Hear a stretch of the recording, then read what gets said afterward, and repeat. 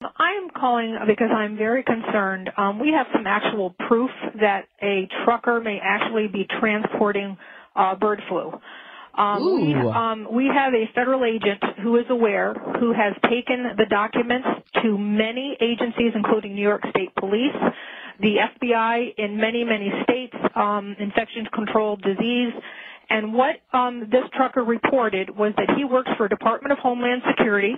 He's a Spanish man who is trucking an independent truck. He goes down to the corner of Broadway and Clinton in Albany, New York at the Department of Homeland Security facility every single evening for loads. He said there are Raymore and Flanagan's and J.B. Hunt trucks ahead of him loading, that he has taken loads from a silo above Glens Falls. His truck actually was lowered into the ground into a silo. When the truck came out of the ground, he was given a shot in his arm told to protect his family. He transported iced, refrigerated loads to the Pentagon, Baltimore, Maryland, Tucson, Arizona. He was told that he told the federal investigator how he's getting paid through the Bank of America with a number. He walks up to a window. He presents his number. He is taken to a back room and paid in cash. He showed the federal agent $100,000 worth of receipts because he gets $5,000 per load, and he's done as many as 3 loads per day. Okay, now wait, let me just stop you right here because this is amazing information to say the least. Now, perhaps he is transporting vaccines, refrigerated vaccines. Is that a possibility? Anything that has to be iced either has to be an antigen or an antibody. That's all we know. But we know that they gave him a shot to transport it, that they told him it was to protect his family, that it is obviously something that has to be kept refrigerated. He did one load for a complete week to Tucson, Arizona and back, but the amount of money that they're paying him under the table through Bank of America, only loading at night. They call him and they ask him to come down to meetings at Department of Homeland Security at 3 o'clock in the morning. They'll ask him how he's doing and send him back home and say, fine, you're okay, go back home. He has other truckers. He knows of a trucker with a 53-foot bed unit that took a missile type. He was able to see his load, and that was taken out to Phoenix, Arizona. He was given $18,000 to truck that load 2 times. It was 80 tons, and he blew his brakes. The Department of Homeland Security took care of it. He also has been to 2 silos. He's been to many cities with his loads. He's continuously working for Department of Homeland Security, and they are relocating him since the federal agents and the state police were notified. We were notified that he is being relocated to Tucson, Arizona, at a base 15 miles below Tucson. And okay, now let me just ask you, Mary, how did you come upon this information? I can't say. Just what I'm saying already has probably put me in danger, but it is a testimony that many people are aware of, and they are doing nothing about it. And some of the high-ups in New York State Police were quoted as saying, "It's bigger than both of us. We're not touching it with a 10-foot pole."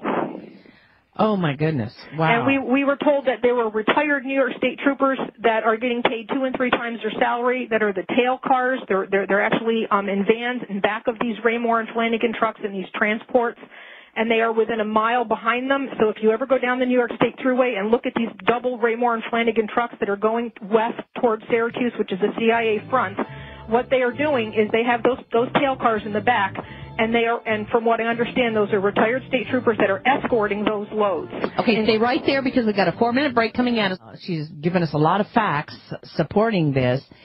Mary, what do you think all of this means? He actually gave testimony to the names of the people that are running the show. There's a retired 3-star African-American general that's in Albany that's there late at night when he does his pickups. There's another guy named Fatah who is Muslim. There are many white suits. All the truckers, not just him, he named 5 of them, are being paid through Bank of America with their independent numbers. He has a uniform that he wears, which is a light blue shirt with buttons down the front, short sleeve. It says Eastern Connection with a red and orange sewn insignia on the shirt. He has to wear black pants and white sneakers, or they do not allow him to the facilities. He is not allowed to stop the truck once they start it to urinate. They have to either go in urinals or pee in the truck. They are at the end of their transport. They are given a white bag by Department of Homeland Security that they have to put all their belongings in. They are not allowed to chew gum in the cabs of the trucks on the transports. They are escorted when he's been to the Pentagon. There have been people with 45s around their waist in plain clothes that have met the trucks, and also on the slips that he gets paid. His slips say 30 Carner Road, Albany, New York, to 11 Wards Lane, Menands, New York. And he stated that he has been to neither of those locations, but every single one of his trucking slips for which he gets paid says those addresses. Okay, say that again. 30 Carner Road, Albany, New York. How do you spell that? Karner. 30 Carner Road, Albany, New York, to 11 Wards Lane, Menands, New York. How do you spell Menands? Menands.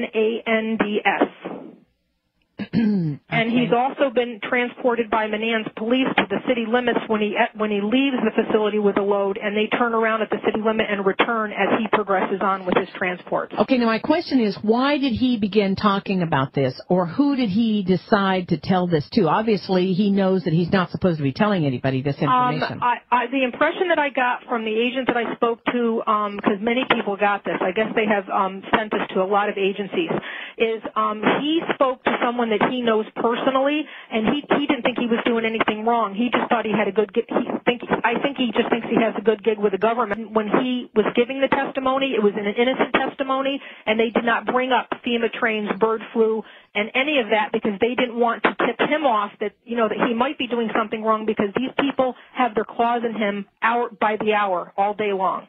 Okay. This man said that the government told them that if he's good to them, they'll be good to him, and that they were going to take him to a place called Sandy Point in Maryland on the water for government people where it's safe when this was over, and then they have since sent him now to Tucson, Arizona with his family to relocate him on base housing, and all he has to pay for is food because this investigator has spoken to him 3 times. What I'd like for you to do is call me at the Power Hour, 877-817-9829. If you have any additional information on this or anything that we can do about this, give me a call and stay abreast with me because this sounds pretty discouraging, if you ask me. It's not just that. He's had lead cars that like they'll tell him where he's got to go, and he'll be going from point A to point B, and somebody will interrupt the trip and then divert him down a road. He went to Glens Falls, New York, went to a dead-end street by a Stewart's by the Civic Center in Glens Falls, New York. They opened a gate, and he drove 6 miles on a gravel driveway to an underground silo. When the truck came out of the silo after he waited with the other truckers for 3 hours while they loaded in secret, the people who appeared with the truck when the truck was coming out of the ground had Tyvek suits, the mask, the gloves, and all the works on.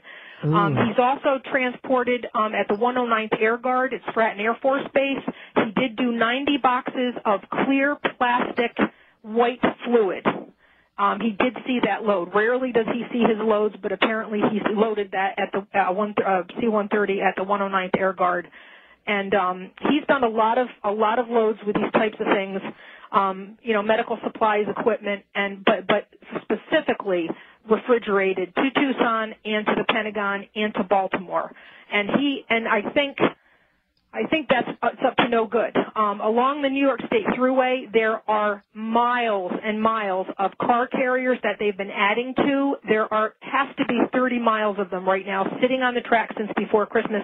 That Thruway, there are miles and miles of car carriers that they've been adding to. There has to be 30 miles of them right now sitting on the track since before Christmas. That could fit my whole city in this thing.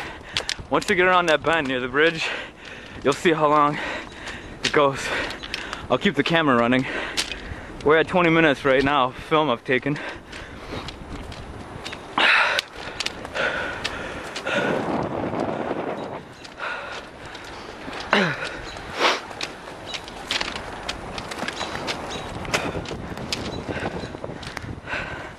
Alright, I'll start jogging.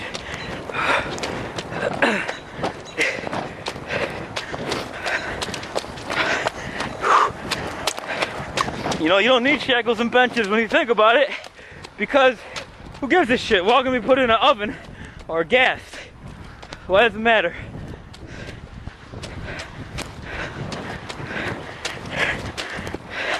Maybe that's what they're planning, I don't even care.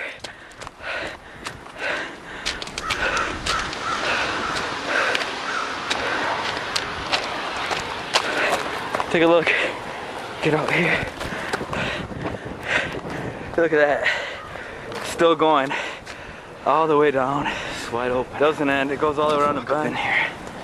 Take a good look. Alright. No, it's gonna get lucky today. Well, I'm inside one of these damn things. As you can see, train is massive. Take a good look, man. This might be your new home pretty soon.